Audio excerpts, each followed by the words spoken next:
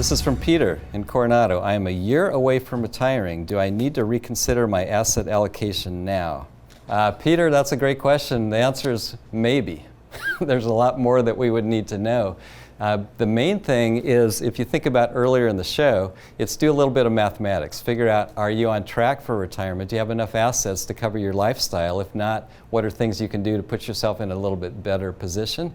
But then once you know what your required income is from your portfolio, then you can kind of work backwards and figure out what the allocation should be so that you get that rate of return with the safest portfolio possible, Joe. And I think that's, a lot of people think they got to go 100% safe when they first retire, and that's not necessarily the case.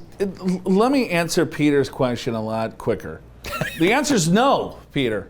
Right? Don't make the mistake that everyone does. It's like, I'm going to retire next week or next year, so let me completely abandon everything and go into cash or go into bonds or go into this. Right? Don't do it.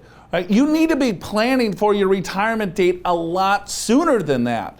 Right? So make sure that you have the right strategy, but don't go extremes on us here. Right? You slowly want to go in to whatever strategy that you need long term, because the time horizon is not next year. It's not your retirement date. It's the rest of your life. Go to yourmoneywealth.com, click on our special offers, Pursuing a Better Investment Experience.